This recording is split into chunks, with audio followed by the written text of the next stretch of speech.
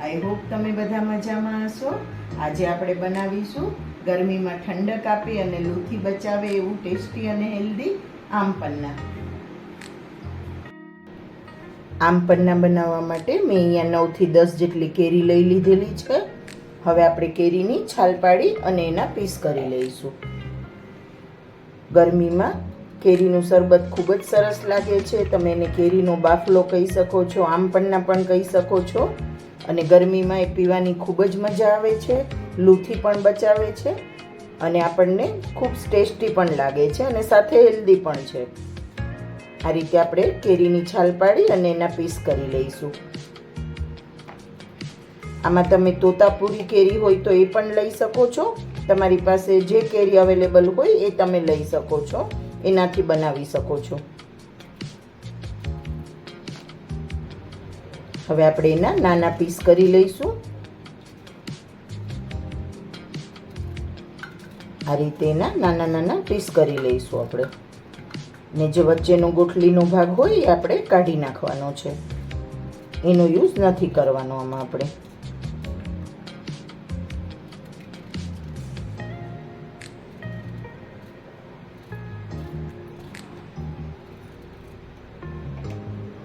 આ રીતે પીસ નાના નાના કરી અને બધી કેરી આપણે સમારી લઈશું.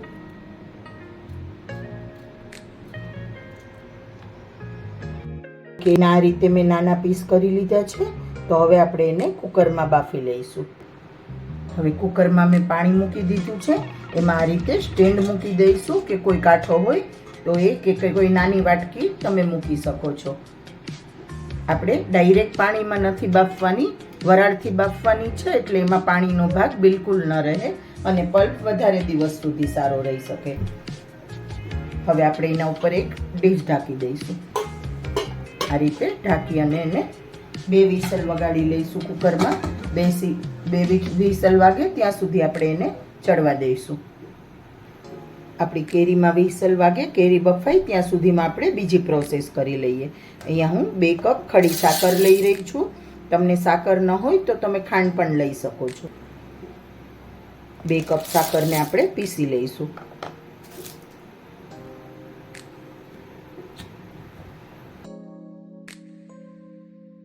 આપણી કેરી એકદમ સરસ બફાઈ ગઈ છે.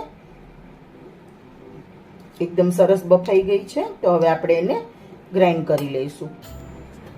હવે આપણે એને મિક્સર જારમાં લઈ લઈશું અને બાકીના મસાલા એડ કરી અને એને સરસ રીતે ગ્રાઇન્ડ કરી લઈશું.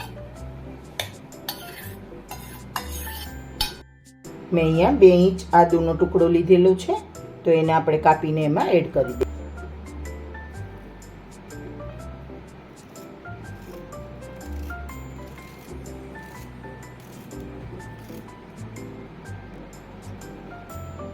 મેં અહીંયા થોડા ફુદીનાના પાન લીધેલા છે. ફુદીનો બહુ વધારે નથી લેવાનો, કેમ કે વધારે ફુદીનો લઈશું તો કેરીનું ફ્લેવર નહીં આવે, એટલા માટે ફુદીનાના પાન મેં અહીંયા થોડા જ લીધેલા છે. હવે અહીંયા મેં 1 ટેબલ સ્પૂન શેકેલા જીરુંનો પાવડર લીધેલો છે, 1 ટેબલ સ્પૂન મરીનો પાવડર લીધેલો છે અને 2 ટેબલ સ્પૂન સંચળ પાવડર લીધેલો છે ને 1/2 ટેબલ સ્પૂન જેટલું સાદું નમક લીધેલું છે. તમે જે પ્રમાણે કેરી લીધી હોય એની ક્વોન્ટિટી પ્રમાણે બ્લેક સોલ્ટ અને સોલ્ટ લઈ શકો છો. હવે આપણે આમાં પાણી બિલકુલ જ નથી નાખવાનું, એને સારી રીતે પીસી લઈશું. હવે આપણે એની ફાઇન પેસ્ટ કરી લીધી છે. તમે જોઈ શકો છો એકદમ સરસ પ્યુરી થઈ ગઈ છે આપણી. હવે આપણે જે સાકર પીસીને રાખેલી છે એ આમાં કઢાઈમાં નાખી દઈશું. આ 1 કપ સાકર થઈ. ટોટલ આપણે 3 કપ સાકર થઈ છે પીસીને આપણે જે રાખેલી છે એ. તો હવે આપણે આમાં 1/2 કપ પાણી એડ કરી દઈશું. આપણી સાકર છે એનાથી આપણે અડધું પાણી એડ કરવાનું છે. તો અહીંયા મેં 1/2 કપ પાણી નાખી દીધું છે. હવે આપણે એને સારી રીતે ચલાવતા રહીશું.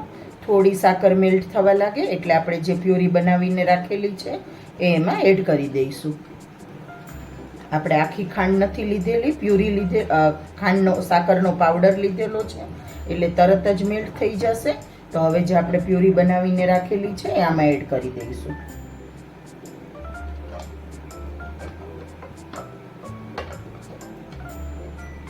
હવે એને સારી રીતે મિક્સ કરી દઈશું. હવે આપણે એને હેન્ડ મિક્સચરથી સારી રીતે અંદર પ્યુરીને એડ કરી દીધી છે, તો મિક્સ કરી દઈશું એકદમ સરસ રીતે, એટલે એમાં બિલકુલ જ લમ્સ ન બને એ રીતે આપણે એને મિક્સ કરી દેવાની છે. આપણી પ્યુરી એકદમ સરસ આમાં મિક્સ થઈ ગઈ છે. હવે આપણે એને થોડી ઘટ થાય ત્યાં સુધી ચલાવતા રહીશું. આપણે એને 3 થી 4 મિનિટ સુધી ચલાવવાની છે.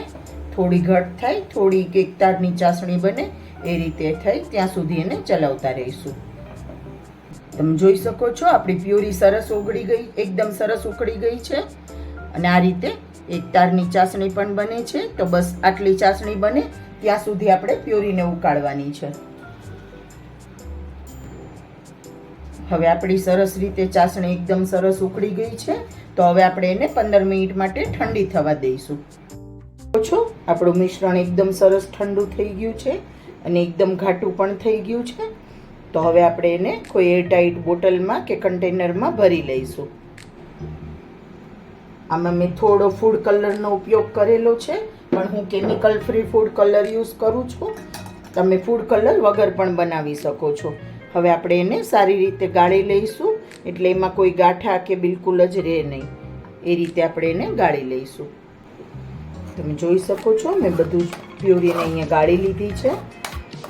અને જે આપણે એક્સ્ટ્રા નીકળી ગયું હોય, થોડું ગાંઠ હોય, કટકા હોય નાના, એ બધું આપણે અલગ કરી નાખશું. એટલે આમ અંદર આપણને જ્યારે શરબત બનાવીએ ત્યારે એમાં બિલકુલ જ આવે નહીં પીવામાં આડું. હવે અહીંયા આપણી પ્યુરી સરસ રીતે ગળાઈ ગઈ છે. તો હવે આપણે એને પેક કરી લઈશું ભરીને કન્ટેનરમાં. તમે જોઈ શકો છો મેં અહીંયા આ રીતની બરણી છે એમાં ભરી લીધું છે પ્યુરીને. તો ચાલો હવે આપણે ઠંડુ શરબત બનાવીને રેડી કરી લઈએ. આ રીતની તમે એને 1 થી 2 મહિના સુધી સ્ટોર કરી અને ફ્રીજમાં રાખી શકો છો. જ્યારે પણ શરબત પીવાનું મન થાય ત્યારે 2 જ મિનિટમાં રેડી થઈ જાય છે.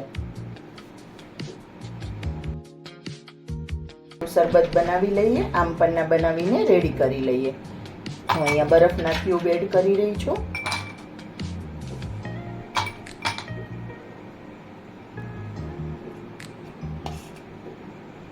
હવે આપણે 2 ટેબલ સ્પૂન એમાં પ્યુરી જે બનાવીને હું અહીંયા 2 થી 3 ટેબલ સ્પૂન પ્યુરી એડ કરી રહી છું.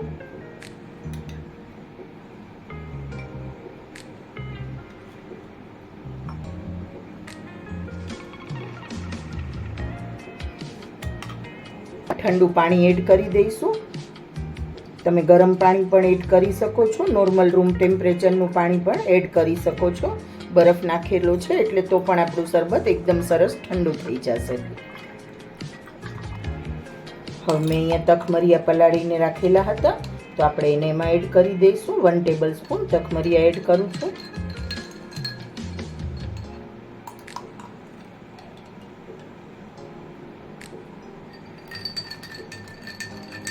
આપણું હેલ્ધી અને ટેસ્ટ તો મારી આજની હેલ્ધી અને ટેસ્ટી ડ્રિંક્સની રેસીપી કેવી લાગી? તમે પણ આ રીતે એકવાર આમ પન્ના બનાવીને જરૂરથી ટ્રાય કરજો ફ્રેન્ડ્સ. અને મારી આજની રેસીપી ગમી હોય તો લાઈક, શેર અને કોમેન્ટ જરૂરથી કરજો. મારી ચેનલ પર નવા હોય તો સબસ્ક્રાઈબ જરૂરથી કરજો. Thank you.